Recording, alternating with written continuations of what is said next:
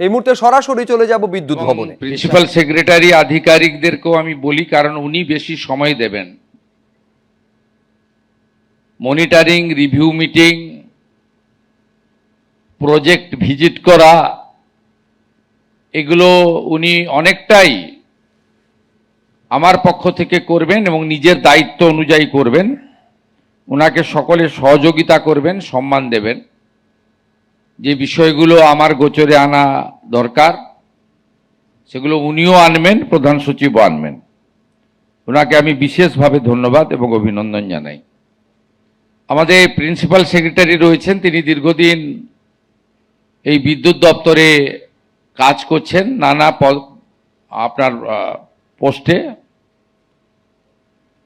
ওনাকেও আমি অনেক দিন ধরে চিনি, তরুণ অবস্থা থেকে চিনি। খুব কাজের মানুষ, গতিশীল আধিকারিক শান্তনু বসু মহোদয়। আমাদের একাধিক দায়িত্বে আছেন সরকারের, পিডিসিএল এর, WBPDCL এর MD এবং IS PB সেলিম মহোদয়। আমাদের IPS অফিসার G শ্রীনিবাস আছেন। আমাদের বিধাননগর পুলিশ কমিশনারেটের তরুণ কমিশনার অমিত রাঠোরজি আছেন, IPS, এবং অন্যান্য যারা আছেন, যারা আমাদের এই বসার ব্যবস্থা করে দিয়েছেন, তাদেরকে ধন্যবাদ জানাই। আমি কিছুদিন আগে দপ্তরে রিভিউ করেছি। মাননীয় গার্গী বোন মহোদয়া তিনি একটু ট্যুরে ছিলেন বাইরে, কিছু তার আস্থার জায়গায় মন্দির ভিজিট ছিল বাইরের রাজ্যে। বাকি আধিকারিকদের নিয়ে চিফ সেক্রেটারি, ফিনান্স সেক্রেটারি আমরা বসে অনেকগুলো চালু কাজ এবং আগামী দিনে কি করতে চাই অনেক ডিসকাশন শুধু নয়, ডিসিশনও আমরা নিয়েছি। আস্তে আস্তে আরো রিভিউ হবে। আমি প্রথমত আপনাদের বলে নিই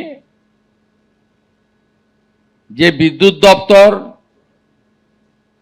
জরুরি পরিষেবা যে সমস্ত দপ্তর দেয় সেই দপ্তরগুলির মধ্যে অন্যতম।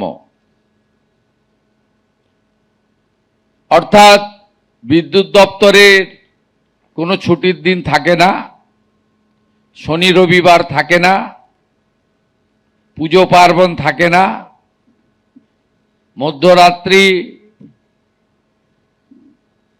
বা একেবারে প্রত্যুষে এগুলো কিছুই থাকে না, 24x7। এই দপ্তরের সিরিয়াসনেস এবং সিনসিয়ারিটি, এই দুটো ওয়ার্ড এই দপ্তরের ক্ষেত্রে ভীষণ অ্যাপ্রোপ্রিয়েট। শুধু তাই নয়, একটু আধটু স্লিপ হলে অনেক ধরনের বড় দুর্ঘটনাও ঘটতে পারে, যে ক্ষেত্রে আধিকারিক, ইঞ্জিনিয়ার থেকে শুরু করে সমগ্র সরকার তার ব্যবস্থা, তার ছবি, তার ইমেজ, তার কর্মকুশলতা, তার কর্মদক্ষতার ক্ষেত্রেও প্রশ্নচিহ্ন দেখা দিতে পারে। এই রকম একটি দপ্তর, সেই দপ্তর চালানোর ক্ষেত্রে আপনাদের অগ্রণী ভূমিকাকে আমি প্রথমেই ধন্যবাদ এবং কৃতজ্ঞতা জানাই। আমাদের এই দপ্তর চালানোর ক্ষেত্রে আমার দীর্ঘদিনের জনপ্রতিনিধির অভিজ্ঞতার ভিত্তিতে আমি বলতে পারি, প্রথম যেটা দরকার সেটা হচ্ছে পরিকাঠামো। দ্বিতীয় যেটা দরকার হচ্ছে দক্ষ কর্মী বাহিনী। তৃতীয় যেটা দরকার হচ্ছে আপনার সাপ্লাই চেন, প্রোডাকশন এবং ডিস্ট্রিবিউশন। চতুর্থ যেটা দরকার হচ্ছে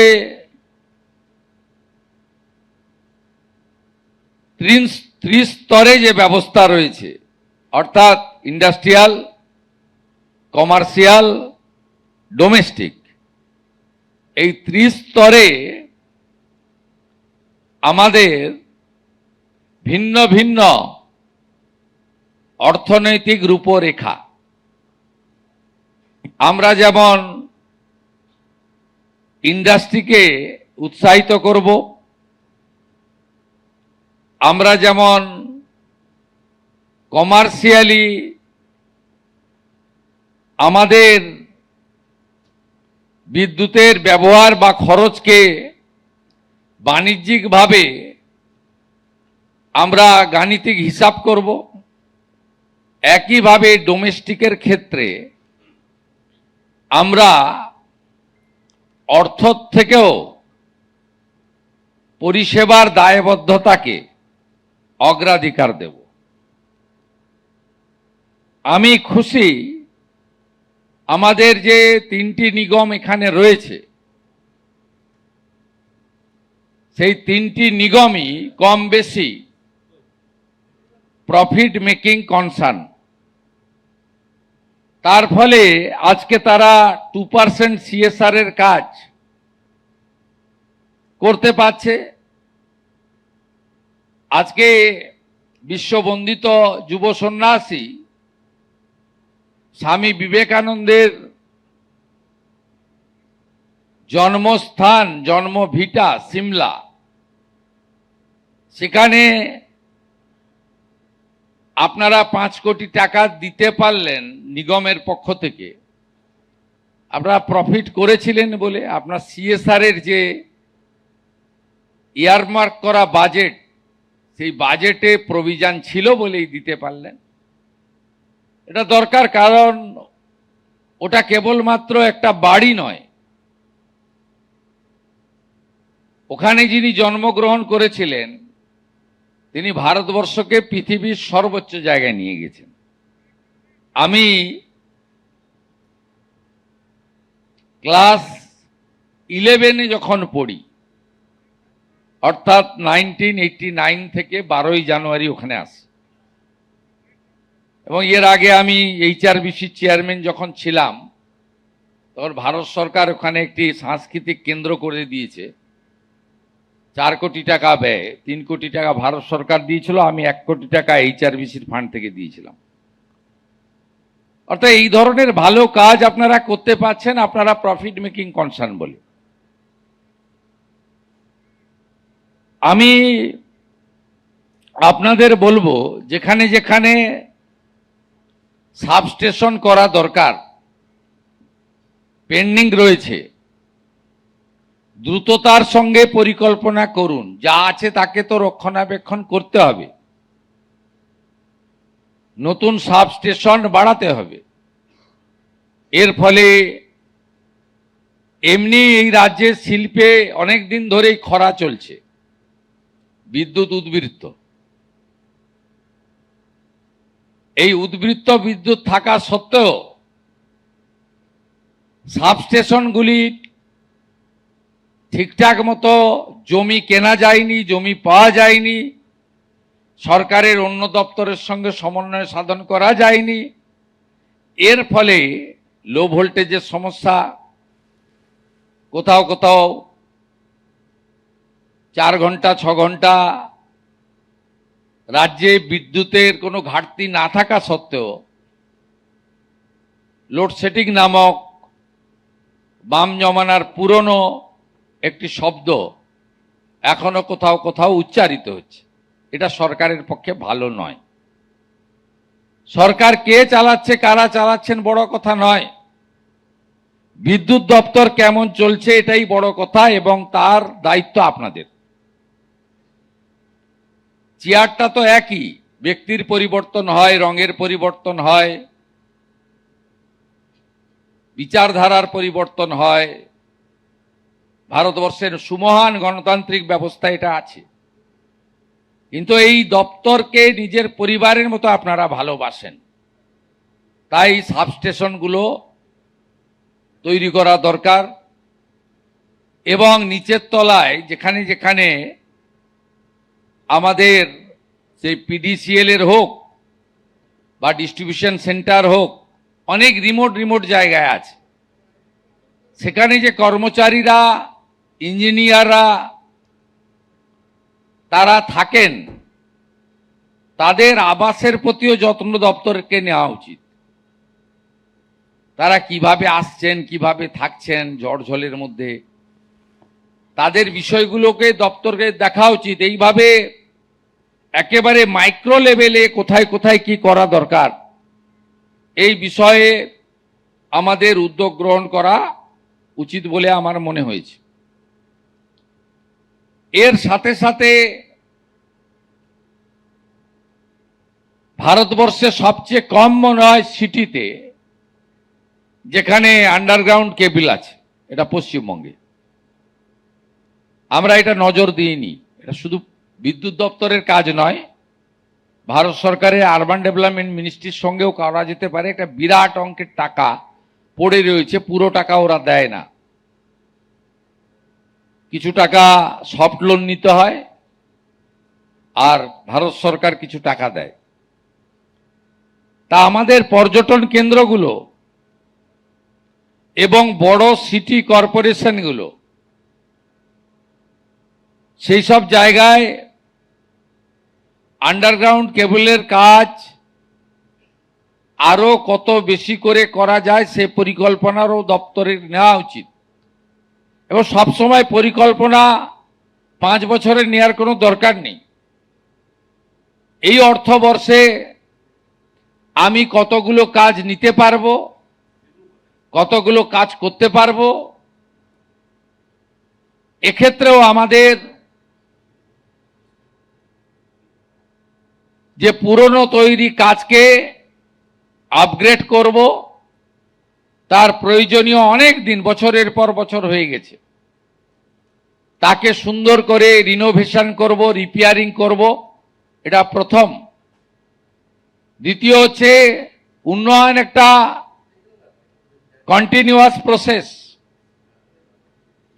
11 সালে যারা ছেড়ে দিয়ে গেলেন তারাও কিছু কাজ করতে করতে ছেড়ে দিয়ে গেছে। এই 15 বছর যারা ছিলেন তারাও হয়তো কিছু কাজ করতে করতে হাফ ডান করে ছেড়ে দিয়ে চলে গেছেন। তাদের নীতিতে ভাতা দেওয়াটা প্রায়োরিটি ছিল। তাই এই ধরনের অনেক দপ্তরই ওভারলুক হয়েছে। PWD, irrigation, power, horticulture, food processing, forest, fisheries, অসংখ্য দপ্তর ওভারলুক হয়েছে। তার ফলে ওই হাফ ডান হয়ে যে কাজগুলো আছে সেগুলোকে সম্পূর্ণ করা আমার সেকেন্ড প্রায়োরিটি। থার্ড প্রায়োরিটি, আমি ডিসেম্বরের মধ্যে কোন কাজগুলো করব তার ডিপিআর বানানো, আরএফপি তৈরি করা, টেন্ডারে একদম ট্রান্সপারেন্ট টেন্ডারে চলে যাওয়া, টেকনিক্যাল বিট কোয়ালিফাই করলে ফিনান্সিয়াল বিট খোলা, এই বিষয়গুলো ডেভেলপমেন্টের ক্ষেত্রে, নতুন ব্যবস্থার ক্ষেত্রে আমাদেরকে অগ্রাধিকার দিতে হবে। এবং বাজেটে যে অর্থ আমাদের দেওয়া হয়েছে সেই অর্থ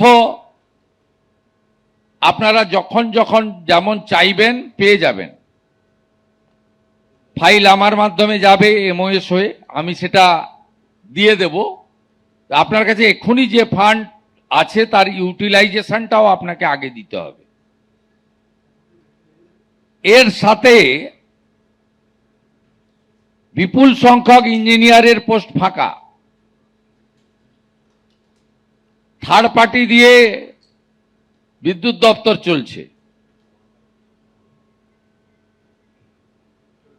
এখানে হাই স্কিল্ড এবং সেমি স্কিল্ড আমাদের মেধাযুক্ত ইঞ্জিনিয়ার দরকার। গত বছর পর্যন্ত পশ্চিমবঙ্গে ইঞ্জিনিয়ারিং কলেজগুলোতে 30% বেশি অ্যাডমিশন নেয়নি, মুখ ঘুরিয়ে নিয়েছিল। কেন জানি না, এই সরকার আসার পরে এইচএস এর রেজাল্ট বেরিয়েছে এবং এইচএস এর রেজাল্ট বেরোনোর পরে 3 দিনের মধ্যে আমরা অ্যাডমিশন শুরু করেছি। এবারে পশ্চিমবঙ্গে আপনাদেরও ইঞ্জিনিয়ারিং কলেজ রয়েছে কোলাঘাটে। আপনারা ডাটা দেখবেন, আমি সোশ্যাল মিডিয়াতেও দিয়েছিলাম, 100% ইঞ্জিনিয়ারিং এর সিট ফিল আপ হয়ে গেছে। তার মানে সবাই ভাবছে যে এরা নিয়োগ টিয়োগ করবে। এবারে বাবা মারাই তো উৎসাহিত করেন। এর আগে বাবা মারা বলতো বেশি পড়ে লাভ নেই, রিড অ্যান্ড রাইট, 10 পর্যন্ত পড়ে, কারণ খরচ আছে তো। একটা মোটা বই কিনতে গেলে তো 500 টাকা লাগে, একটা ভালো ল্যাপটপ কিনতে গেলে 35-40 হাজার টাকা লাগে, একটা ট্যাব কিনতে গেলে 14,000 টাকা মিনিমাম লাগে। এবিপি আনন্দ, এগিয়ে থাকে, এগিয়ে রাখে।